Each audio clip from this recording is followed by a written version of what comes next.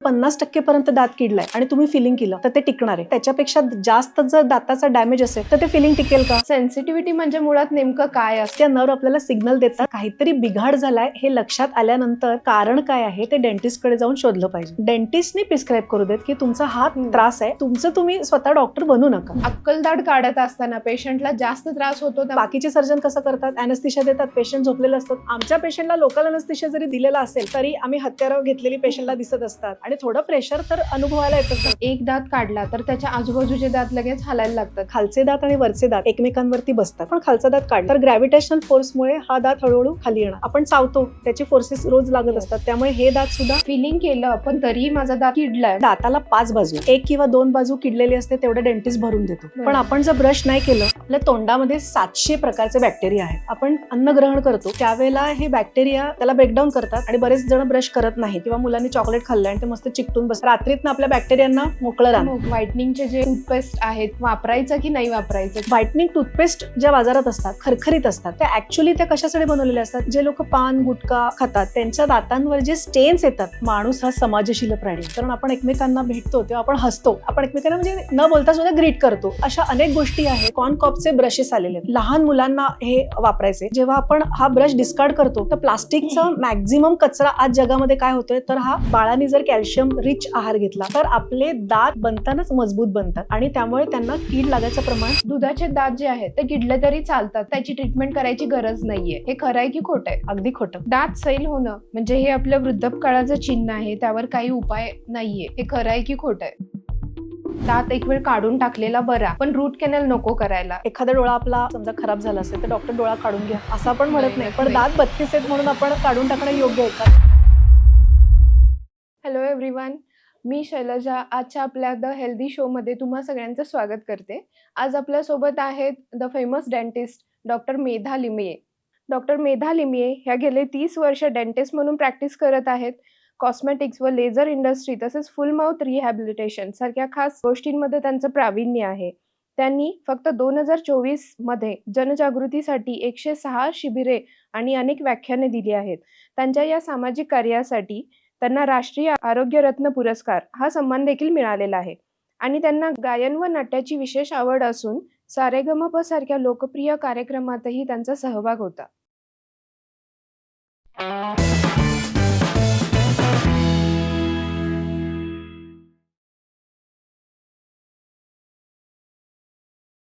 नमस्कार फ्रेंड्स, मी शैलजा. आजच्या आपल्या द हेल्दी शो मध्ये आपल्या सगळ्यांचं स्वागत करते.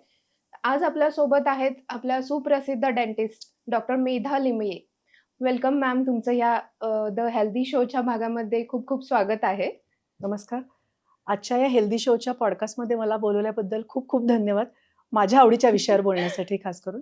तर आपल्याकडे असं म्हणलं जातं की mouth is the mirror of your body, म्हणजे त्याचा आपल्या ओव्हरऑल पर्सनॅलिटीवर आणि किंवा आपल्या अपीअरन्सवरती काय इम्पॅक्ट राहत असतो?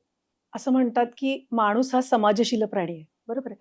आपण किंवा तो इतर प्राण्यांपेक्षा वेगळा काय, कारण आपण एकमेकांना भेटतो तेव्हा आपण हसतो. पहिली वेगळी गोष्ट काय करतो, इतर प्राणी करू शकत नाही ते आपण करतो, म्हणजे आपण हसतो आणि आपण एकमेकांना म्हणजे न बोलता सुद्धा ग्रीट करतो त्या हसण्यातनं. तर तुम्ही असा विचार करा की आपल्या आवडीचा एखादा हिरो आहे आणि त्याचे पुढचे दातच पिवळे आहेत, किंवा खूप आवडती हिरोईन आहे आणि तिचा पुढचाच दात पडलाय, तर ती कशी दिसेल? किंवा तुमची किंवा माझी पर्सनॅलिटी मार खाईल ना. बरोबर. म्हणजे आपण कसं दिसतो याचा आपल्या मानसिक आरोग्यावर निश्चितच परिणाम होत असतो. तसं त्यामुळे त्याला आपल्या हेल्थचा मिरर असं म्हणतात. आणि दुसरी महत्त्वाची गोष्ट म्हणजे आपल्या शरीरात आपल्या वयामानानुसार अनेक बदल होत असतात, पण शरीरातले आतले बदल शोधण्यासाठी आपल्याला वेगवेगळे एड्स, एक्सरे, सोनोग्राफी अशा गोष्टींची आपल्याला मदत घ्यावी लागते. पण तोंड मात्र तुम्ही उघडलं तर तोंडातले सगळे प्रॉब्लेम्स दिसतात. पण घाबरून जायचं अजिबात कारण नाही, कारण पोटंट अँटी इन्फ्लमेटरी, अँटीबायोटिक्स आणि व्हरायटी ऑफ अॅनेस्थेटिक सोल्युशन्स वापरून डेंटिस्ट तुम्हाला कमीत कमी त्रास व्हावा याची पुरेपूर काळजी घेत असतात. उदाहरणार्थ, एखाद्याला समजा डायबिटीस असेल आणि त्याची शुगर खूप जास्त असेल तर त्यांना जिंजिवायटिस म्हणजे हिरड्यांना सूज येते, किंवा काही वेळेला ॲनिमिया म्हणजे बायकांमध्ये ज्याला रक्ताचा क्षय म्हणतात, म्हणजे हिमोग्लोबिन कमी असेल तर अशा वेळेला आपल्या तोंडामध्ये सारखे चट्टे येतात, किंवा अशा अनेक गोष्टी आहेत. जसं मेनोपॉज नंतर आपल्या शरीरातलं कॅल्शियम कमी होतं, त्याच्याबरोबर आपल्या हिरड्या सुद्धा उतरायला लागतात. तर ह्या सगळ्या गोष्टी आपल्याला दर्शनीय असतात. त्यामुळे आपल्या बॉडीतले चेंजेस आपण पटकन नोटीस करू शकतो. त्यामुळे आपल्या तोंड हे आपल्या शरीराचं किंवा आपल्या हेल्थचं मिरर आहे असं म्हणतात. मग डॉक्टर हे सांगा, की जेव्हा आपले दात किडायला चालू होतात, म्हणजे जेव्हा आपल्याला कळायला लागतं, की बाबा माझ्या दातांमध्ये प्रॉब्लेम्स येत आहेत, दुखायला लागतं, तर त्यावेळी लगेचच मग दातांचं फिलिंग वगैरे करून घ्यायचं, हे म्हणजे काय प्रोसेस राहत असते? खरं सांगू का? ही जी संकल्पना आहे ना, की त्रास झाल्यानंतरच आपण डेंटिस्टकडे जायचं, हीच मुळात चुकीची आहे. तर बरेचदा लहान मुलांना पण आपण सांगतो, की अ, अ, "तू दात ब्रश कर, नाहीतर तुला डेंटिस्टकडे नेऊन तुला टूच करणार" किंवा असं काहीतरी आपण मुळातच हो. भीती घालून ठेवतो, जी अतिशय चुकीची आहे. आणि लहानपणापासून अशी भीती आपल्या मनात असल्यामुळे आपण डेंटिस्टकडे जाणं टाळत असतो. तर आता असं सांगितलं जातं, की जेव्हा तुमच्या बाळाला पहिला दात येतो, म्हणजे हं. वयाच्या 6व्या महिन्यातच तुम्ही त्या बाळाला डेंटिस्टकडे घेऊन जायचंय, की ओके. जेणेकरून तो आपला एक फॅमिली मेंबर आहे, असं त्या बाळालाही वाटेल. बरोबर. आणि तुम्ही दर 6 महिन्यांनी जेव्हा डेंटिस्टकडे जाता, त्यावेळेला तुमचा एखादा दाताचा प्रॉब्लेम असेल, तर तो पटकन सापडला जातो आणि त्याची ट्रीटमेंट लवकरात लवकर झाल्यामुळे तुमचा त्रास, तुमचा वेळ, तुमचा खर्च आणि तुमच्या खेपा असं सगळं वाचतं. सगळंच वाचतं. त्यामुळे दर 6 महिने निदान वर्षभराने तरी आपण डेंटिस्टकडे जायला पाहिजे. तर आता बरेचदा कसं होतं, की आपल्याला माहिती असतं हे सगळं ऐकून आपण हो. बऱ्याच गोष्टी ऐकत असतो. आजकाल WhatsApp इथून-तिथून हे सगळं ज्ञान झालेलं असतं.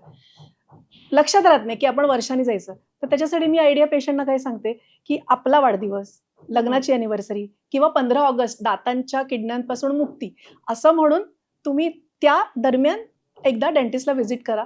म्हणजे 1 वर्ष झालंय हे आपल्या लक्षात राहतं. अरे वाह! नक्कीच खूपच म्हणजे चांगले इनोव्हेटिव्ह तुम्ही हे दिले, की आपले रेग्युलर चेकअप्स लक्षात राहण्यासाठी. खूपच म्हणजे एक as a kind of gift पण होऊ शकतं फॉर युअर लव्हड वन्स. तर आता आजकाल जे फिलिंग्स अवेलेबल आहेत आपल्या दातांसाठी जेव्हा आपण फिलिंग करून घ्यायचं म्हटलं तर जेव्हा गेलो, तर त्यांच्याकडे खूप प्रकार अवेलेबल असतात. Silver, composite, glass ionomer. तर ते आपल्यासाठी कोणतं योग्य आहे हे आपल्याला कसं कळणार? ते कसं निवडायचं मग? साधारण 150 वर्षांचा डेंटिस्ट्रीचा काळ समजला जातो आणि त्यावेळेला सुरुवातीला चांदी वापरली जायची. फिलिंग म्हणजे काय, की आपला दातातला जो किडलेला पोर्शन असतो, तो डेंटिस्ट ड्रिल करून काढून टाकतात आणि तिकडे काहीतरी त्या काढलेल्या भागामध्ये भरण्यासाठी काहीतरी मटेरियल आपण वापरतो. तर सिल्व्हर ज्याला म्हणतात, ते ॲक्चुअली सिल्व्हर अमाल्गम किंवा ज्याला पारद संमिश्र म्हणतात, असं ते आहे. त्याच्यामध्ये पारा आहे, जो आपल्या हेल्थसाठी चांगला नाही. त्यामुळे आजकाल चांदी वापरू नका, असा एक प्रवाह आलेला आहे आणि बरेचसे क्लिनिक्स जे आहेत, ते अमाल्गम फ्री क्लिनिक्स म्हणून उदयाला येतात. त्याच्यानंतर जे कंपोझिट रेझिन आहे, ते रेझिन आहे. त्यामुळे ते त्यातल्या त्यात जास्तीत जास्त हार्ड असतं. पण कधी-कधी कसं असतं, की दाताची कीड ही खूप खोल गेलेली असते. तर अशा वेळेला मग त्याच्यामध्ये आम्ही सँडविच टेक्निक म्हणून करतो. म्हणजे आतमध्ये एक वेगळं सिमेंट घातलेलं असते आणि ओके. त्याच्यावरती कठीण असं कंपोझिट रेझिन घातलेलं असते. त्यामुळे तो जो निर्णय आहे ना, तो तुम्ही तुमच्या डेंटिस्टवरतीच सोडा, की तुमची कीड किती खोल आहे आणि त्याला नक्की काय करायला पाहिजे, हे तुमचा डेंटिस्ट तुम्हाला नक्की नीट सांगेल. ओके. म्हणजे स्वतः कुठलीही गोष्ट ठरवून न जाता डेंटिस्टनं ह्याचा निर्णय घेऊ द्या. अगदी बरोबर. म्हणजे ते तुमच्या पूर्ण ह्याच्यासाठी सुटेबल हे करून देतील. आपल्या दातांमध्ये जेव्हा आपण फिलिंग करून घेतो, पण बऱ्याच लोकांचं असं मत येतं, की बाबा फिलिंग केलं, पण तरीही माझा दात किडलाय, मग त्याचा म्हणजे काय उपयोग नाही झाला असं. मग ह्यासाठी काय सांगाल तुम्ही? ह्याच्यासाठी खरं सांगू का? आपण म्हणतो ना, असं समोर बोट दाखवतो आपण. 3 बोटं आपल्याकडे आहेत, ते आपण नेहमी विसरतो. ओके. सगळ्यात प्रथम म्हणजे आपण विसरतो, की दाताला 5 बाजू आहेत. हां. बरेचदा कसं असतं 1 किंवा 2 बाजू किडलेली असते, तेवढं डेंटिस्ट भरून देतो. पण बरोबर. आपण जर ब्रश नाही केलं, तर उरलेल्या 3 बाजू सुद्धा किडू शकतात. हा पहिला मुद्दा. दुसरा मुद्दा म्हणजे तुम्ही डेंटिस्टकडे कधी फिलिंगसाठी जाताय? म्हणजे असं सामान्यतः आपण समजू, की साधारण 50% पर्यंत दात किडलाय आणि तुम्ही फिलिंग केलं, तर ते टिकणार आहे. पण 50% किंवा त्याच्यापेक्षा जास्त जर दाताचा डॅमेज असेल, तर ते फिलिंग टिकेल का? तर त्यामुळे वेळेत डेंटिस्टकडे जाणं हे खूप महत्त्वाचं असतं. त्याच्यानंतर तिसरी गोष्ट, हे जे कंपोझिट रेझिन आहे, ते केमिकली बॉन्ड होतं दाताशी. हां, ओके. तर जिथे दात आणि कंपोझिट ह्याचा बॉन्डिंगचा जो पॉइंट आहे, तर तिथे जर ब्रश नाही केलं, तर तिथे सुद्धा डिबॉन्ड होऊ शकतं. म्हणजे आपल्या तोंडातले बॅक्टेरिया आपला दात जर झिजवू शकतात, तर तो बॉन्ड सुद्धा झिजू शकतं. बरोबर. त्यामुळे 2 वेळेला ब्रश करणंच गरजेचं आहे. तर डॉक्टर असं जे म्हटलं जातं, की बाबा दात एक वेळ काढून टाकलेला बरा, पण रूट कॅनल नको करायला. तर मग यामध्ये कितपत तथ्य आहे? असं आपण कधी म्हणतो का हो? एखादा डोळा आपला समजा खराब झाला असेल, तर डॉक्टर डोळा काढून घ्या. असं आपण म्हणत नाही, नाही. नक्कीच पण नाही. दात 32 आहेत म्हणून आपण आणि फुकट दिलेत देवानी म्हणून आपण काढून टाकणं योग्य आहे का? तर अजिबात योग्य नाहीये. रूट कॅनल ही खरंच एक खूप छान ट्रीटमेंट आहे, की ज्याच्यामुळे तुमचा दात सरासरी 10 वर्ष तरी कमीत कमी व्यवस्थित राहू शकतो. अ, जर तुम्ही वेळेमध्ये डेंटिस्टकडे गेलात तर. ते हम्म. एक्स-रे काढून डेंटिस्ट तुमचा ठरवतो, की हा खरंच वाचवण्यायोग्य आहे किंवा नाही. कधी-कधी काय असतं काम करायला अवघड असतं, की उदाहरणार्थ अक्कलदाढ अगदी मागे असते. एवढ्या मागे जाऊन ट्रीटमेंट करणं कधी-कधी मुश्किल असतं किंवा एकदम वेडेवाकडे कॅनल असतात. हो. तर या सगळ्या गोष्टींसाठी आजकाल एंडोडॉन्टिस्ट म्हणजे रूट कॅनल स्पेशालिस्ट पण अवेलेबल असतात. तर त्यामुळे अशा डॉक्टरांकडे, डेंटिस्टकडे जाऊन तुम्ही ही ट्रीटमेंट करून दात वाचवलेला सर्वोत्तम उपाय आहे. तर आपल्याकडे आता जर अशी वेळ आली, तर दात काढायचा कधी किंवा रूट कॅनल कधी करायचं? तर ह्या दोन्हीमधला चॉईस आपण कसा डिसाईड करायचा? कोणत्या बेसिसवर? दात दुखायला लागल्यावर आपल्याला डेंटिस्टकडे जायलाच लागतं. जायलाच पाहिजे. डेंटिस्टकडे गेल्यावर डेंटिस्ट एक्स-रे काढतात आणि त्याच्यावरून ठरवतात, की तुमचा दात वाचू शकतोय का नाही. इतकं सोपं आहे. आपण जेव्हा रूट कॅनल करून घेतो, तर बऱ्याच वेळा असं लोकांची तक्रार येते, की रूट कॅनल केला आणि दात दुखायला लागला. मग ह्या गोष्टी टाळण्यासाठी काही करू शकतो का आपण? सगळ्यात महत्त्वाचं म्हणजे रूट कॅनल केल्यानंतर बरेचदा दात दुखायचं थांबल्यामुळे परत डेंटिस्टकडून कॅप केली जात नाही आणि अशा वेळेला हा दात फ्रॅक्चर होतो काही वर्षानंतर आणि त्यामुळे तो दात दुखू लागतो. हे एक कारण. किंवा कधी-कधी जे आपले मुख्य रूट कॅनल असते त्याला साइडला लॅटरल कॅनल्स बारीक-बारीक असतात. त्याच्यामध्ये थोडंसं इन्फेक्शन होऊन पण दात रिइन्फेक्ट होऊ शकतो. तर अशा ओके. वेळेला रूट कॅनल नावाचा एक पर्याय आपल्याला उपलब्ध आहे. तो करून आपण पुन्हा त्याचं लाईफ वाढवू शकतो. ओके, नक्कीच. तर मग आपल्याला जसं तुम्ही आता म्हणालात, की रूट कॅनल नंतर कॅप घालावीच लागते. मग ते कंपल्सरी आहे म्हणजे घालायला लागते का? आणि असेल तर आपल्यासाठी कुठली योग्य आहे ते कसं डिसाईड करायचं? आता कसं आहे, दात जो आहे आपला नारळासारखा आहे. बाहेरनं कठीण आहे, आतनं मऊ आहे. तर वरती इनॅमल नावाचा घट्ट थर असतो. त्याच्याखाली डेंटिन म्हणून असतं. तर ज्यावेळेला इनॅमल हळू-हळू विरघळतं आणि डेंटिनमध्ये कीड जाते, त्यावेळेला अन्न अडकायला चालू होतं. तर अशा वेळेला डॉक्टर तुमचं फिलिंग करून देतात.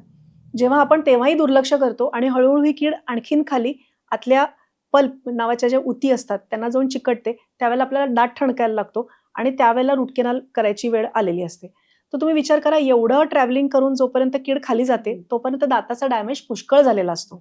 हां, तर जेव्हा आपण रूट कॅनल ट्रीटमेंट करतो, तर रूट कॅनलमधनं आपण त्याचा नर्व्ह आणि ब्लड सप्लाय सगळं काढून टाकतो. जी डेड झालेली जी टिश्यू असते ती सगळी आपण काढून टाकतो आणि तिकडे दुसरं मटेरियल भरलेलं असतं. तर दात डेड झाल्या कारणाने त्याचं पोषण थांबतं. त्यामुळे त्याची जी ओरिजिनल स्ट्रेंथ आहे, ती डे बाय डे कमी व्हायला लागते. हे एक. त्याच्यानंतर दाताचा ऑलरेडी डॅमेज इतका मोठा असतो, की फिलिंग मी मगाशी म्हटलं तसं फिलिंग मोठं आणि दात छोटं असं असल्या कारणाने ते फिलिंग दात होल्ड करू शकत नाही. दुसरं महत्त्वाचं म्हणजे कॅपच्या वेगवेगळ्या प्रकाराचे वेगवेगळी कॉस्टिंग असते. त्यामुळे पेशंटला परवडेल अशा पद्धतीची कॅप पेशंट करून घेऊ शकतो. यासाठी त्याच्यावरती कॅप घातलं, की एकदम मजबूत होतं. 10 वर्ष आपल्याला पुन्हा बघायचं काही काम नाही. तर डॉक्टर दात काढल्यानंतर जे असं एक म्हटलं जातं, की बाबा एक दात काढला तर त्याच्या आजूबाजूचे दात लगेच हालायला लागतात किंवा त्यांनाही नंतर धोका म्हणजे काढायला लागतं वगैरे असं. तर त्याच्यामध्ये कितपत ते खरं आहे? आता प्रत्येक दाताचं काम बघा. म्हणजे आता मुलं ओळीनी चाललेली असतात शाळेमध्ये आणि त्यातला एखादा मूल जर आजूबाजूला झालं, तर ती कशी विस्कळीत होते. तसं खालचे दात आणि वरचे दात एकमेकांवरती बसतात. बरोबर आहे. समजा आपण खालचा दात काढला उदाहरणार्थ तर ग्रॅव्हिटेशनल फोर्समुळे हा दात हळू खाली येणार. बरोबर आहे. त्याच्याच बरोबर आपण चावतो, त्याचे फोर्सेस रोज लागत Yes. असतात. त्यामुळे हे दात सुद्धा पुढे-मागे होतात आणि त्यामुळे हे दात विस्कळीत झाल्यामुळे काय झालं बघा, सगळ्या दातांमध्ये फटी आणखीन वाढल्या वाढल्या. आणि ते दातही किड्याला चालू झाले. त्यामुळे जो आपण दात काढतो त्याला साधारण जखम भरायला 6 आठवडे लागतात. तर 1.5 महिन्यानंतर तो दात नक्कीच बसवून घेतला पाहिजे. नाहीतर हे सगळं असं गडबड होऊन जाते. ओके. म्हणजे दात काढल्यानंतरचं जे जो पोकळी निर्माण होते, त्याच्यामध्ये इम्प्लांट किंवा ब्रिजिंग हे करून घ्यायलाच पाहिजे. अगदी बरोबर. आजकाल आपल्याकडे कॅप घालायचं म्हटलं तर बरेचसे पर्याय अवेलेबल आहेत. जसं की सिरॅमिक असेल, मेटल असतील, तर त्यामधले कुठली कॅप आपल्यासाठी योग्य आहे किंवा त्याचे प्रकार कुठले आहेत त्याबद्दल काय सांगाल? साधारणपणे समजा पुढचे दात बसवायचे असेल, कधी-कधी ॲक्सिडेंटमध्ये पडतात किंवा काही धक्का लागतो. त्यामुळे अशा वेळेला पुढच्या दातांना आजकाल झिर्कोनिया नावाची खूप सुंदर मटेरियल आलेलं आहे आणि पाठीमागचे दात जर असतील, जे दिसण्यात येत नाहीत, तर त्याच्यामध्ये स्टील, व्हाईट मेटल म्हणजे ज्याला म्हणतो ते स्टील किंवा सिरॅमिक त्याच्या सिरामिकमध्ये पोर्सेलिन फ्यूज टू मेटल असे पर्याय उपलब्ध आहेत. आणि कुठलेही पर्याय कमीत कमी 8-10 वर्ष त्यांना काही प्रॉब्लेम येत नाही. इन्क्लुडिंग तुम्ही ब्रशिंग नीट ठेवलं पाहिजे. काळजी कारण घेतली जेव्हा पाहिजे. आपण कॅप एखादी बसवतो तर ती बरोबर हिरडीवरती बसलेली असते, म्हणजे तुमचं माप घेतलं जातं आणि त्याच्यावरती ती कॅप बसते. डोळ्यांना दिसणारी जरी काही गॅप नसली तरी ती फॉरेन बॉडी आहे. त्यामुळे जिथे कॅप संपते आणि हिरडी सुरू होते ह्यातल्या गॅपमध्ये अन्न साठवू न देणं हे प्रत्येक पेशंटला केलंच पाहिजे. तर फार मोठं काही करायचं नाही. 2 वेळेला आपल्याला ब्रश आणि ब्रश. प्रत्येक खाण्यानंतर चुळा भरणं इतकंच अपेक्षित आहे. तर आजकाल आपला ह्याच्यामध्ये आपण बघतो की दातांसाठीचे जे काही ट्रीटमेंट्स आहेत, त्याचा खर्च खूपच आहे. म्हणजे लोकांचं असंही होतं की बाबा नाही मला ते ट्रीटमेंट घेण्यापेक्षा एक वेळ माझा दात दुखत राहू दे किंवा अव्हॉइड करण्याकडे कल असतो. तर याच्याबद्दल काय सांगाल तुम्ही?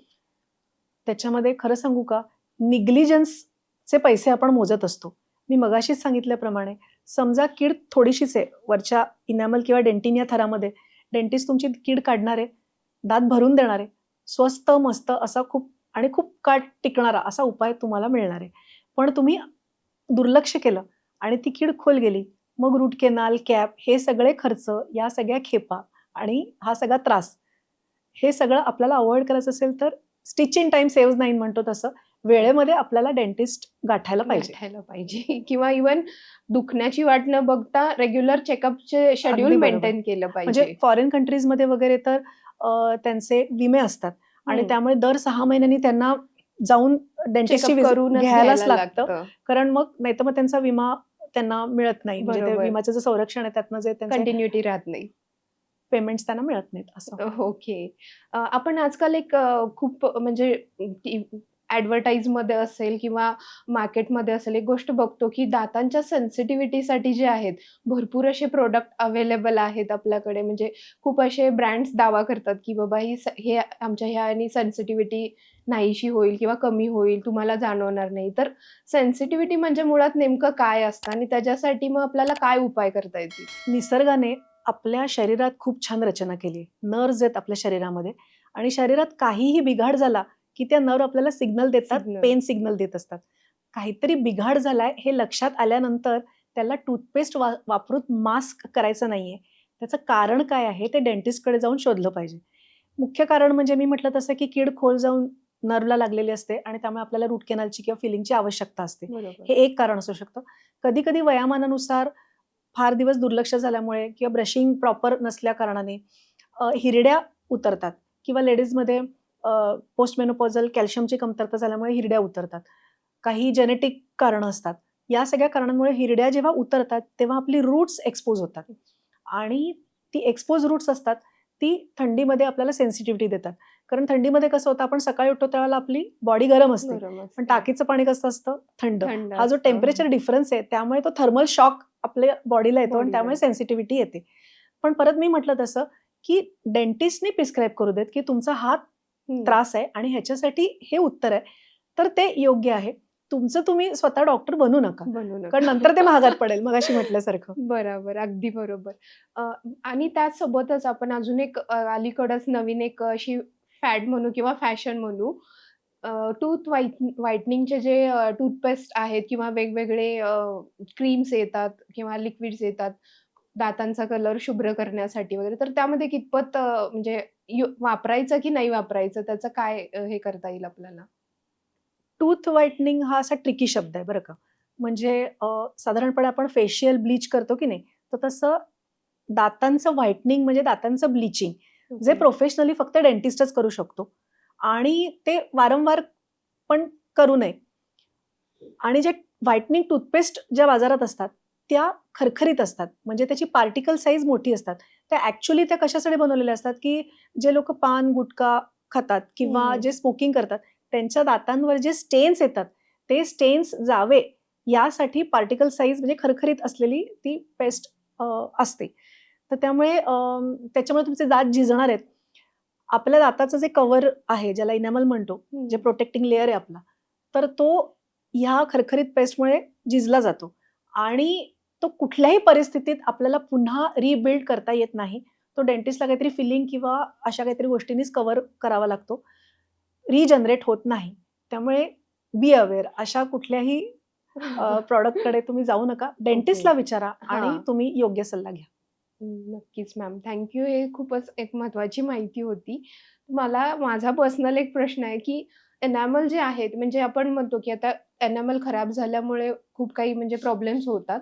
तर एनामल खराब व्हायला असं काही स्पेसिफिक ड्युरेशन असतं का, की बाबा एवढ्या दिवस तुम्ही ह्या गोष्टी करत राहिलात, तर ते खराब होईल किंवा सडनली खराब होत जातं. तर तो काय टाईम पिरियड वगैरे राहतो तसं? निसर्गामध्ये सगळ्यात कठीण हिरा आहे हे आपल्या सगळ्यांनाच माहिती आहे. हो. आणि आपलं जे इनॅमल आहे ते खराब जर झालं किंवा डेंटिन खराब झालं तर दात ड्रिल करण्यासाठी आम्हाला डायमंड पॉइंट्स वापरावे लागतात. हो. इतकं ते इनॅमल कठीण आहे. तर बापरे! हे इतकं इनॅमल कठीण कशामुळे झिजतं? तर 2 गोष्टी त्याच्यामध्ये. एक मेकॅनिकल इरोजन आणि एक केमिकल इरोजन. मेकॅनिकल इरोजन म्हणजे काय, की सर्वसाधारण आपल्याला जोरात-जोरात दात घासल्याशिवाय बऱ्याच जणांना असं बरं वाटत नाही. त्यामुळे एकदम हार्ड ब्रश घेतला असतो आणि जोरात एकदम म्हणजे असं त्याच्यावरती म्हणजे जोर हां. लावल्या कारणाने ते इनॅमल झिजून जातं. हे एक मुख्य कारण. दुसरं मी म्हटलं तसं जास्त पार्टिकल साइजची जर टूथपेस्ट आपण वापरत असू, त्याच्यामुळे सुद्धा इनॅमल झिजतं. आणि केमिकल इरोजन म्हणजे काही जणांना ॲसिडिटीचा त्रास असतो. जे आपल्या पोटामध्ये जे ॲसिड असतं ते चक्क हायड्रोक्लोरिक ॲसिडच असतं. Mild version. तर ते जेव्हा गुळणी आपल्याला येते किंवा एखाद्याला उलटी होते, तर ओके. त्यावेळेला ते तोंडामध्ये जे केमिकल म्हणजे ते ॲसिडमुळे त्या दाताचं इरोजन होतं हं, हं, हं. आणि त्यामुळे इनॅमल जातं. किंवा काही जणांना लिंबू पाणी सकाळी-सकाळी सकाळी. बरेच जण घेतात. तर त्याच्यामुळे सुद्धा ते पण ॲसिड आहे. बरोबर. तर त्याच्यामुळे या सायट्रिक ॲसिडमुळे रोज-रोज घेतल्यामुळे इरोजन्स होऊ शकतात. तर त्यामुळे शक्यतो ह्या सगळ्या गोष्टी अव्हॉइड केल्या पाहिजेत आणि ॲसिडिटी असेल तर तुमच्या फॅमिली डॉक्टरकडे जाऊन त्या ॲसिडिटीचे पण तक्रार निवारण करून घेतलं पाहिजे. ओके. तर मग ह्याचा आपल्या म्हणजे काही लोकांना खूप अशी सवय हल्ली लागलेली आहे, की बाबा सॉफ्ट ड्रिंक जे एरेटेड ड्रिंक्स असतात, ते पिले जातात जास्त किंवा स्वीट जे आपल्याकडे भरपूर असे ऑप्शन्स अवेलेबल आहेत, छान-छान पॅकेजिंगमध्ये येतात. तर त्याचा मग ह्याच्यावरती काय परिणाम होतो आपल्या ओव्हरऑल दातांच्या हेल्थवरती? कसं आहे, बरेचदा आपल्याला थंडा मतलब अमुक-अमुक असं आपण ॲड बघतो आणि आपण हो. त्याच्यामागे धावत असतो. कारण सहजच आहे, की गरमी झाली की आपल्याला पण प्रत्येकालाच काहीतरी गार प्यावंसं वाटतं. पण त्याच्यामधला मी फरक सांगते हां तुम्हाला. 1 ग्लास आपण लिंबू सरबत समजा केलं, हं. त्याच्यामध्ये आपण काय 1 चमचा, दीड चमचा साखर घालणार आहे, बरोबर आहे? हो. पण 1 ग्लास आपण एखादं कुठलंही कोल्ड ड्रिंक प्यायलो, तर त्याच्यामध्ये असं त्यांनी पाहिलंय, मी नावं नाही घेत, अ, जवळ-जवळ 10 चमचे साखर असते. Sugar content. तर साखर आपल्या म्हणजे तोंडासाठी तर अजिबातच वाईट आहे बरोबर. आणि त्याच्यामुळे स्थूलता पण वाढायला लागली आहे, डायबिटीसचं प्रमाण वाढायला लागले, हे एक गोष्ट. त्याच्यानंतर बरेचसे फ्रूट ज्यूस येतात. म्हणजे फ्रूट ज्यूस म्हणून बाजारात विकायला येतात, पण ते फ्रूट ज्यूस नसतात. त्याच्यामध्ये फक्त कलर असतो, फ्लेवर्ड. फ्लेवर असतो हं. आणि त्याच्यामध्ये मेनली सायट्रिक ॲसिड असतं. सायट्रिक ॲसिड मी तुम्हाला मगाशी सांगितलं, त्याच्यामुळे आपले दात झिजतात. दिसतात. त्यामुळे ते आपल्या दातांसाठी आणि ओव्हरऑल हेल्थसाठी सुद्धा चांगलं नाही. तिसरी गोष्ट एरिएटेड ड्रिंक्समध्ये कार्बोनेट्स आणि फॉस्फेट जे असतात, ते आपल्या हाडांवर आणि दातांवर पण परिणाम करत असतात. त्यामुळे हे ओके. ओव्हरऑल हेल्थसाठी हे अजिबात चांगलं नाही. तर त्याच्यापेक्षा आपण जे नैसर्गिक म्हणजे लिंबू सरबत, आवळा सरबत, कोकम सरबत ही खूप चांगली ड्रिंक्स आहेत. आपली ड्रिंक्स इंडियन आहेत. ओके. आपली जी ड्रिंक्स आहेत, हं. ती जरूर घ्यावीत. पण असं जे कॅन्ड, टिन्ड ते शक्यतो आपण टाळायला पाहिजे. तर डॉक्टर आपल्याकडे ना एक असा म्हणजे खूप पूर्वीपासून चालत आलेला समज आहे किंवा एक अशी प्रकारची सगळ्यांची विश्वासच आहे, की गोड पदार्थ खाल्ल्यामुळे दात किडतात. म्हणजे हेच एकमेव त्याचं दात किडण्याचं कारण आहे. तर याबद्दल तुमचं काय मत आहे? आता आपण आधी समजून घेऊया, की कीड कशी लागते. हं. आपल्या तोंडामध्ये 700 प्रकारचे बॅक्टेरिया आहेत. हां, 700. वॉन्टेड, अनवॉन्टेड असे टोटल मिळून 700 प्रकारचे बॅक्टेरिया आहेत. आपण कुठलंही अन्न ग्रहण करतो, त्यावेळेला हे बॅक्टेरिया त्याला ब्रेकडाऊन करतात आणि त्याचं ॲसिड्समध्ये ट्रान्सफॉर्मेशन होतं. पर्टिक्युलरली कार्बोहायड्रेट्सचं. कार्बोहायड्रेट म्हणजे तुम्ही पोळी, भाकरी, भाजी, भात, बटाटा, सॉस आणि तुम्ही म्हणता तसं कुठलाही गोड पदार्थ. हं. हे ब्रेकडाऊन होतात आणि त्याचं ॲसिड तयार होतं. आणि मग मी म्हटलं तसं जो आपला हार्डेस्ट इनॅमल आहे, त्याच्यावरती हं. त्याची प्रक्रिया होऊन शेवटी त्याला होल पडतं. ओके. आणि मग त्यातनं ते बॅक्टेरिया आणि आत एंटर करतात आणि ते हळूहळू डेंटिन आणि मग खाली नर्वपर्यंत ते रूटपर्यंत जातं. ही प्रोसेस झाली. तर म्हणजे तुम्ही काही जरी खाल्लत तरी किडी लागणारच आहे, हे तुमच्या लक्षात आलं, राइट? बरोबर. पण जी साखर किंवा स्वीट्स, चॉकलेट्स हे जे आहेत ते एकतर चिकटून बसतात. गुळाचे किंवा साखरेचे जे पदार्थ आहेत ते चिकटून बसतात. त्यामुळे पटकन चूळ भरण्याने निघत नाही. बरोबर. हे एक गोष्ट होते. हो. दुसरं म्हणजे they are simple carbohydrates, easy to break down. त्यामुळे किडीचं प्रमाण जास्त असतं. त्याचा अर्थ असा नाही की इतर गोष्टींनी कीड लागत नाही, पण किडीचं प्रमाण त्याच्यामुळे जास्त जास्त. राहतं. दुसरं महत्वाचं म्हणजे की आपण जेव्हा रात्री जेवून झोपतो आणि बरेच जण ब्रश करत नाहीत, नाही. तर रात्रीतनं काय होतं ते पण सांगते तुम्हाला.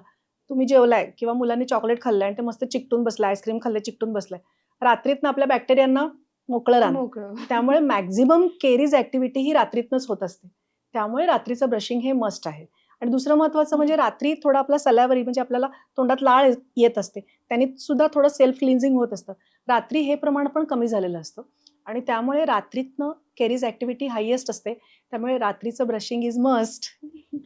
नक्कीच, नक्कीच. ते 2 वेळा ब्रश करणं इज मस्ट. हे ॲक्चुअली लहानपणापासून ती हॅबिट आपण डेव्हलप करत गेलं पाहिजे अगदी बरोबर. प्रत्येक ह्याच्यामध्ये.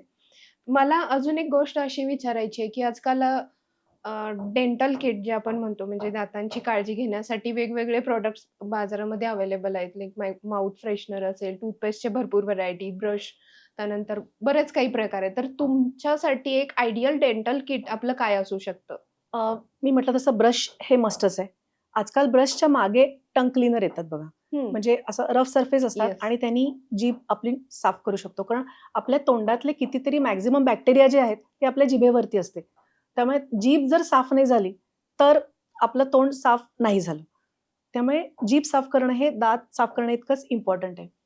ब्रशनी कसं होणार बघा, फक्त बाहेरचे सरफेसेस क्लीन होतात. 2 दाताच्या फटीतलं क्लीन होणार का, ज्यांच्या हिरड्या उतरल्या आहेत तिकडे क्लीन होत नाहीत. तर त्यांच्यासाठी हे एक डेंटल फ्लॉस म्हणून असतो, हा वापरला जातो. ओके. हा साधारण थोडा कट करतात, हां. मधल्या बोटावरती असा घेतात आणि मग असं प्रत्येक between the in between the teeth असं ते हम्म. क्लीन केलं जातं. ह्याला डेंटल फ्लॉस असं म्हणतात.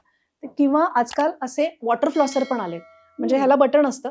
हे बटन प्रेस केल्यानंतर या जेटमधनं सगळ्या तोंडामध्ये आपण हा असा फिरवल्यानंतर फटीतलं सगळं जे अन्न आहे ते स्वच्छ होतं.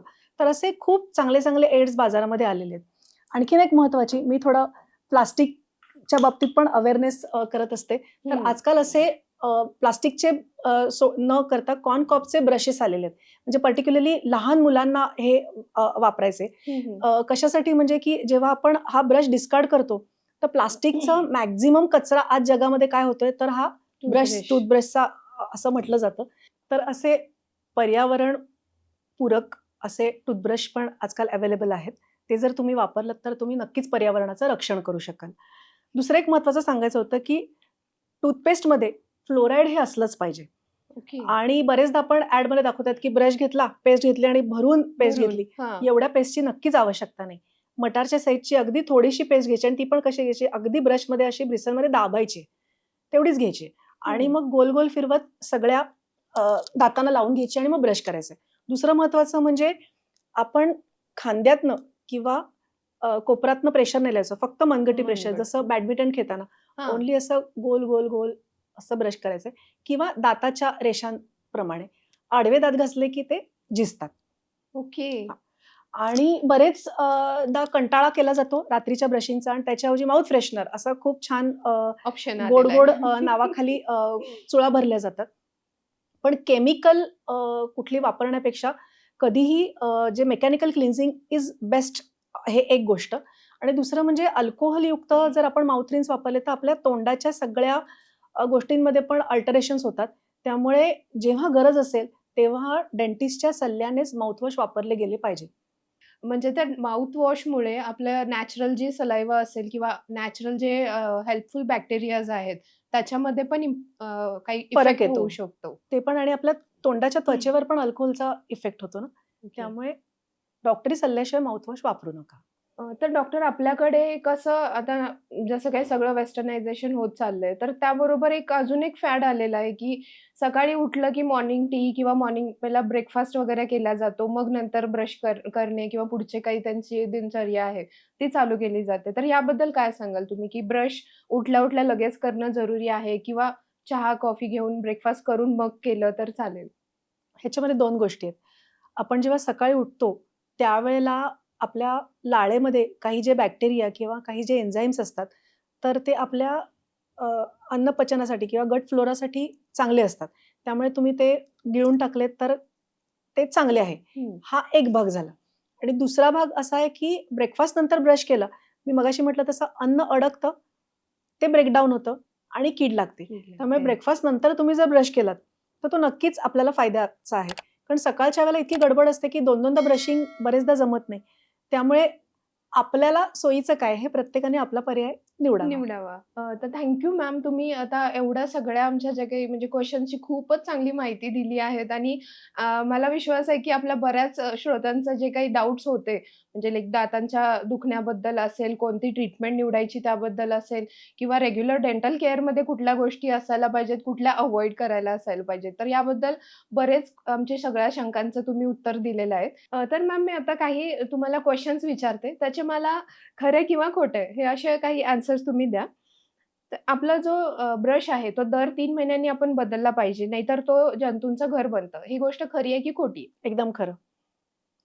ह्याच्यामध्ये 2 पार्ट्स करेन मी. आपला जो ब्रश आहे तो नायलॉनचा बनलेला आहे आणि त्याच्या टिपला गोलाई केलेली असते आणि आपण रोज जेव्हा ब्रश करतो त्यावेळेला हळूहळू तो झिजतो आणि नंतर जेव्हा तुम्ही 3-4 महिन्यापेक्षा जास्त जेव्हा तो ब्रश वापरता त्यावेळेला तो तुमच्या हिरड्यांना इजा करतो. त्यामुळे ब्रश बदलणं गरजेचं आहे. आणि जंतूंच्या घराबद्दल म्हणाल तर रोज ब्रश आपण स्वच्छ धुतलाच पाहिजे. नाहीतर आपण ज्या ठिकाणी ठेवतो तिथे सगळीकडेच खूप जंतू असतात आणि त्यामुळे ओपन असल्या कारणाने ते जंतूंचं घर बनतं. त्यामुळे तो वापरायच्या आधी आणि वापरायच्या नंतर व्यवस्थित धुवूनच वापरला गेला पाहिजे. पुढचा प्रश्न माझा असा आहे मॅम, कॅल्शियम असलेले टूथपेस्ट वापरल्याने दातांमध्ये कॅल्शियमचं प्रमाण वाढतं का? खरं आहे की खोटं आहे? खोटं. दाताबद्दल बोलायचं झालं तर आपण अगदी आईच्या पोटात असतो ना त्यावेळेला त्या दातांच्या कळ्या म्हणतो आम्ही, टूथबड्स तयार व्हायला चालू होतात आणि त्यावेळेला आई जो कॅल्शियमयुक्त आहार घेते त्या हिशोबाने ते दातांची ज्या कळ्या आहेत त्या मजबूत बनत असतात. किंवा इवन जन्मल्यानंतर सुद्धा साधारण 6व्या महिन्यापासून दात यायला चालू होतात. ते साधारण 6 वर्षापर्यंत आपले चालतात. 6व्या-7व्या वर्षीपासून परमनंट दात यायला चालू होतात आणि ते साधारण वयाच्या 14 वर्षापर्यंत म्हणजे आपण पहिलीत असल्यापासून साधारण 9वीत-10वीत जाईपर्यंत जुने दात पडतात दुधाचे आणि नवीन परमनंट दात येत असतात. हे सगळी प्रक्रिया चालू असते. प्रत्येकाचं टाइम टेबल थोडंफार प्लस मायनस असतं.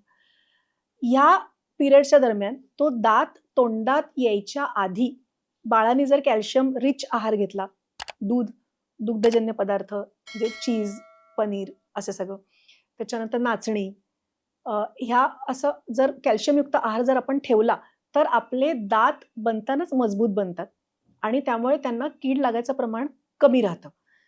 वरनं तुम्ही जेव्हा काही अप्लाय करता तेव्हा त्याचा काही उपयोग होत नाही. पण आजकाल नॅनो टेक्नॉलॉजी आली, म्हणजे तुम्ही मगाशी जे डिसेन्सिटायझिंग टूथपेस्ट बद्दल म्हटलं तर आपला वरचा इनॅमलचा लेअर जिजून गेल्यानंतर आतमध्ये जे डेंटॅनल टिब्युल्स म्हणून असतात त्यांची तोंड ओपन झालेली असतात. तर ह्या नॅनो टेक्नॉलॉजीमध्ये त्यांनी असं केलं की पार्टिकल साईज त्या ट्युब्युल्सच्या साईजपेक्षा लहान केले, त्यामुळे त्या जाऊन ऑक्लूड होतात आणि त्यामुळे आपली सेन्सिटिव्हिटी थांबते. हे असं जाता जाता मी तुम्हाला माहिती दिली. ओके.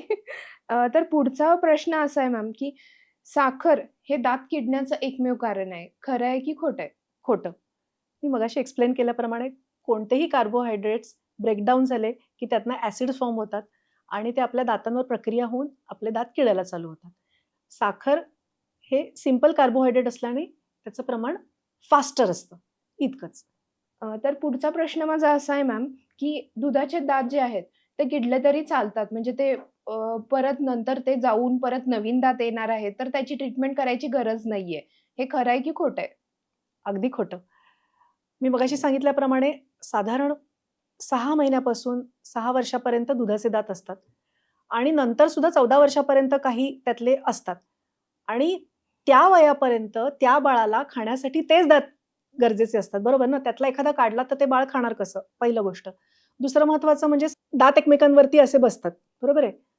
दुधाच्या दाताबद्दल बोलायचं झालं तर दुधाच्या दाताच्या खाली एक परमनंट दात असतो, राईट? तर समजा हा दुधाचा दात काढला तर आपला जबडा पुढच्या दिशेने वाढत असतो, त्यामुळे हा दात सरकतो आणि हा दात सरकला की खालनं दात यायला जागाच राहत नाही, त्यामुळे दात वेडेवाकडे येतात. या दोन्ही कारणांमुळे त्यांची वेळच्या वेळी ट्रीटमेंट करून घेतलीच पाहिजे. तर पुढचा प्रश्न माझा मॅम असा आहे, की बॅड ब्रेथ जी आहे, तोंडाची दुर्गंधी, ही फक्त पचनाशी संबंधित असते, हे खरं आहे की खोटं आहे? खोटं. तोंडाला दुर्गंधी येण्याची 3 मुख्य कारणं आहेत. एक म्हणजे तोंडातलं इन्फेक्शन, ज्याला पायोरिया म्हणतात, म्हणजे हिरड्यांमध्ये इन्फेक्शन होतं, त्याच्यामुळे पण तोंडाला वास येतो. कधी-कधी जेव्हा अक्कल येत असतात, तर त्यावेळेला कसं असतं, की दाढ आपली बाहेर येत असताना हिरडी अर्धवट बाजूला होते आणि तिकडे इन्फेक्शन होतं आणि त्यामुळे तोंडाला वास येतो. हे एक कारण. दुसरं कारण म्हणजे तुम्ही म्हटलं तसं पचनाशी संबंधित किंवा जेव्हा कांदा लसूण जास्त खाल्लं जातं, त्यावेळेला तोंडाला वास येतो. आणि तिसरं महत्त्वाचं कारण म्हणजे जेव्हा टॉन्सिल्स सुजतात किंवा जेव्हा छातीमध्ये कफ होतो, त्यावेळेला सुद्धा आपल्या श्वासामध्ये दुर्गंधी येतो. अशी 3 कारणं आहेत. त्याचबरोबर कोणी-कोणी जास्त प्रमाणात अल्कोहोल घेतात किंवा एकदम कमालीचा ज्यांना डायबिटीज जास्त झालेला असतो, अशा लोकांमध्ये सुद्धा तोंडाला दुर्गंधी येते. ओके. तर पुढचा प्रश्न मॅम, दात सैल होणं म्हणजे हे आपलं वृद्धपकाळाचं चिन्ह आहे, त्यावर काही उपाय नाहीये. हे खरं आहे की खोटं आहे? खोटं. अ, असं होतं का हो कधी, की आपण म्हातारं झालो म्हणून आपला डोळा गळून पडला, आपली बोटं गळून पडली, आपला हात गळून पडला. मग आपले दातच का गळून पडतात? कारण आपण त्यांच्याकडे दुर्लक्ष करतो. तर तुम्ही वेळच्या वेळी जर दात साफ ठेवले, ब्रशिंग करून घेतले किंवा जरी काढावे लागले काही कारणाने, तर जागो-तप सवेरा या हं. नियमानुसार ते रिप्लेस जरी करून घेतले, तरी आपल्याला हा प्रॉब्लेम येत नाही. दुसरं महत्त्वाचं म्हणजे लेडीजमध्ये असं होतं, की मेनोपॉझल टाईममध्ये हिरड्या खूप खाली येतात कॅल्शियम लॉसमुळे. तर अशा वेळेला आतमधनं जेव्हा समजा आता हे दात आहेत आणि ही हिरडी आहे आणि काही कारणाने ही हिरडी खाली उतरली आहे, तर हे दात हलायला लागले समजा, हं. तरी सुद्धा आतमध्ये स्प्लिंट म्हणून असतं. तर ते स्प्लिंट टाकून हे दात आपण बांधून घेऊ शकतो.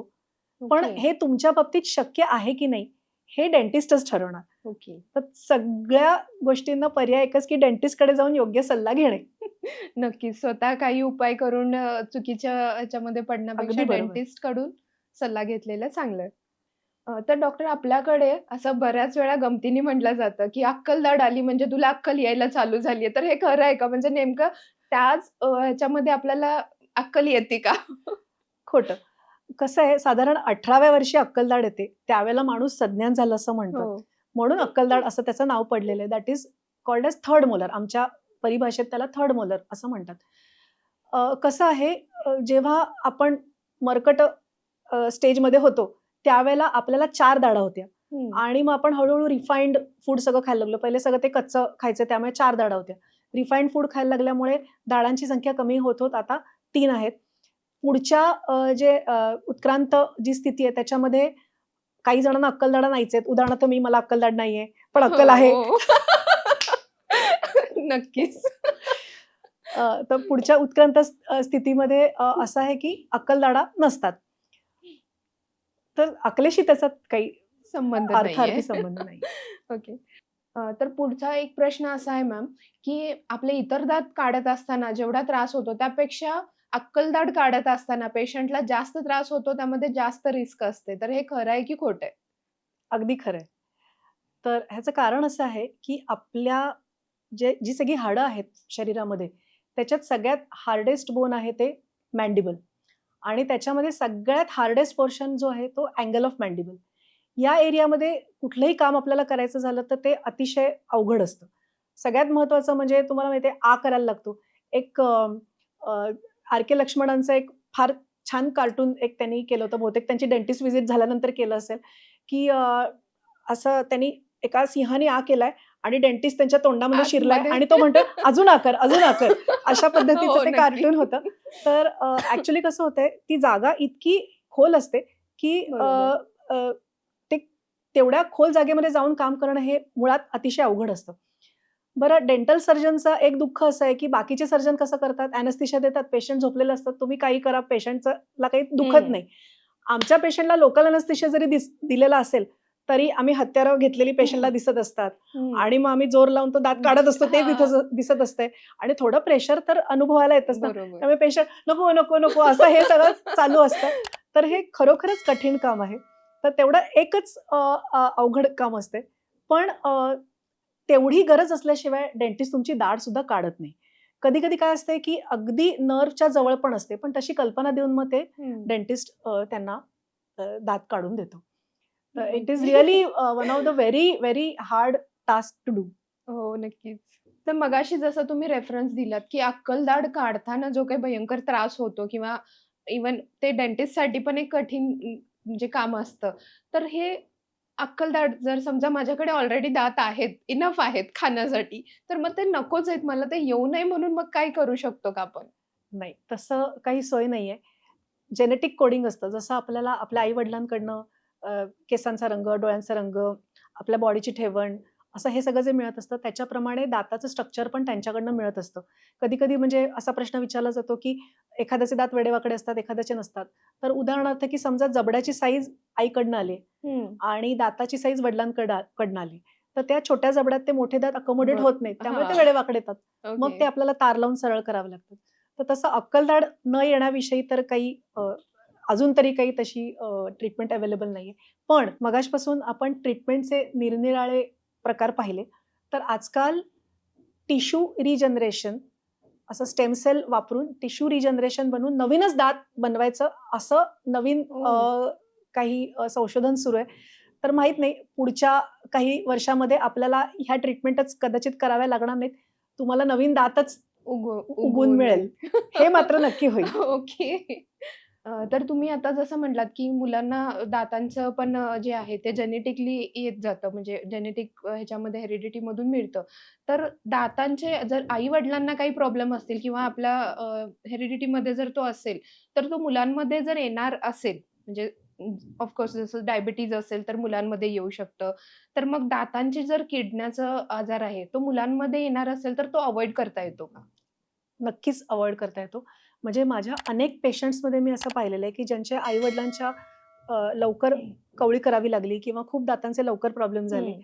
त्या मुलांनी फ्लोराईडची पेस्ट वापरून 2 वेळेला ब्रश करून, प्रत्येक खाण्यानंतर खळखळून चुळा भरून हे प्रॉब्लेम सगळे लांबवलेले आहेत.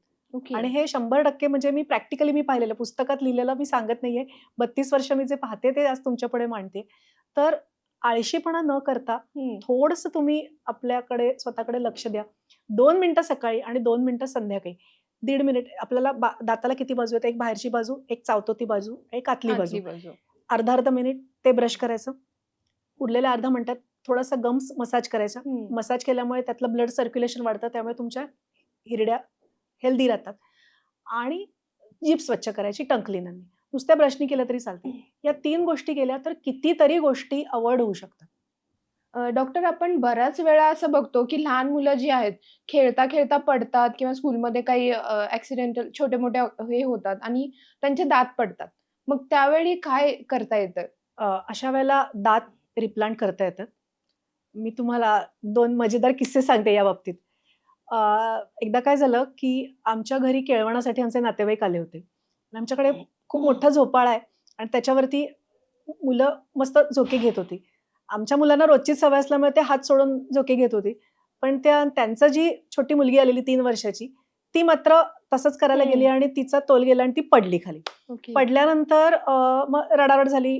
उचललं, सूज येऊ नये म्हणून बर्फ वगैरे लावला. ब्लिडिंग वगैरे थांबलं, चूळ भरली. लक्षात आलं की या मुलीचे दातच नाहीत. ओह! बरं ते आलेले केळवणाला म्हणजे त्यांच्या मुलाची मुंज होती आणि ही करवली. करवलीच्या बिना दाताची 3 वर्षाची छोटं बाळ, पण हं. ती करवली बिना दाताची कशी दिसणार? त्यामुळे आईला पण रडू यायला लागलं. मग म्हटलं हे काय खरं नाही. मग बघितलं तर जिथे पडली होती तिकडे सगळा चपलांचा ढीग पडला होता. मग त्या चपलांच्या ढिगातनं ते दात वेचून काढले. ते सॅनिटाईज केले आणि तिला ते रिप्लांट करून दिले. आणि मग नंतर 7व्या वर्षी पुन्हा ते दात पडायचे ते पडून गेले. हे ओह! दुधाच्या दाताची गोष्ट. आणखीन एक गोष्ट हं. सांगते. एकदा एक पेशंट बाहेरगावाहून आले, बरंच लांबनं आणि म्हणाले, की असं-असं या मुलाचे दात पडले आणि डॉक्टर ह्याला काही करता येईल का? तर मी सहज म्हटलं, की जर दात तुमच्याकडे असता तर मी बसवून द्यायचा प्रयत्न केला असता. ॲक्चुअली कसं आहे, एखाद्याचा दात समजा पडला, हं. तर तो लगेच वॉश करून आपल्या लाळेमध्ये ठेवायचा, हां. म्हणजे तो डिहायड्रेट होत नाही ओके. किंवा दुधामध्ये ठेवायचा किंवा नारळाच्या पाण्यामध्ये ठेवायचा. म्हणजे हे सहज असलेले आपल्याला अवेलेबल हं. गोष्टी सांगते मी. वाटीमध्ये ते ठेवून तुम्ही डेंटिस्टकडे तासाभराच्या आत गेला तर तो 100% आपल्या तोंडामध्ये रिप्लांट करू शकतो हं. आणि पुढे त्याचा काही प्रॉब्लेम येत नाही. हे आयडियल झालं. हं. तास तर 2 तास फार तर. ह्या बाई माझ्याकडे 3 दिवसानंतर आले आणि त्यांना कोणीतरी रेफरन्स दिला होता, की असं-असं आमच्या डॉक्टरांकडे येऊन दाखवा म्हणजे काय करता येतंय का पाहूया. हां. बाहेर गावाहून आल्या तर मी असं बोलता-बोलता म्हटलं, की तुम्ही दात आणला असता तर मी बसवून दिला असता. त्यांनी लगेच फोन करून सांगितलं. बाहेर गावाहून त्यांचे दुसरे एक जण तो गाडीत पडलेला दात घेऊन आले. आता 3 दिवस गाडीमध्ये तो दात पडलेला, पूर्ण ड्राय झालेला हो. आणि तो आता बसवून द्यायचा. बरं, मी तर बोलून चुकले होते, की तुम्ही दात आणला तर मी बसवून देईन. पण त्यांना मी म्हटलं, की मी प्रयत्न करते, बाकी सगळं त्याच्या हाती. त्याला सगळी व्यवस्थित ट्रीटमेंट दिली, रूट कॅनल केलं, फ्लोराईड ॲप्लिकेशन केलं आणि त्याला स्प्लिंट करून दात बसवला. आता आज या गोष्टीला जवळ-जवळ 8 वर्ष होऊन गेलेत. तो दात हो. व्यवस्थित त्या मुलाच्या तोंडात आहे. आणि म्हणजे काही गोष्टी निसर्ग सुद्धा आपल्या बाजूने असावा लागतो. अशा अशक्य गोष्टी पण होऊ शकतात, पण प्रयत्न करणं पेशंटनी आणि डॉक्टरनी हे मात्र सोडलं नाही पाहिजे. हां, असं म्हणजे जो ऑप्शन अवेलेबल आहे त्यामध्ये एक लास्ट ट्राय करून बघणं अगदी, जरुरी अगदी. आहे. तर doctor thank you so much. तुम्ही आज आपण इतक्या छान ह्या दातांच्या काळजी आणि दातांबद्दलची ट्रीटमेंट आणि काय आपल्याला उपाय करता येतात ह्यावर खूपच चांगली आपली चर्चा झाली. तर आपल्या आता या चर्चेनंतर एक फक्त लास्टचा शेवटचा क्वेशन मला विचारायचा आहे तुम्हाला, की जर दात बोलू शकला असता, तर त्यांनी आपल्या मालकाला काय सांगितलं असतं? दात जर बोलू शकला असला तर तो बहुतेक मालकाला असं म्हणेल, की तुला जर सेल्फी घ्यायची असेल, तर माझी नीट निगा राख. हो. 2 वेळेला ब्रश कर, प्रत्येक खाण्यानंतर चुळाभर, म्हणजे मी नीट राहीन. आणि डेंटिस्टला 6 महिन्यांनी व्हिजिट करायला मात्र विसरू नकोस. आणि मला सगळ्यांना तेच सांगायचंय, आपल्या दातांची काळजी घ्या, डेंटिस्टला वेळेवरती व्हिजिट करा आणि take care of yourself. Thank you. Thank you so much ma'am. Thank you.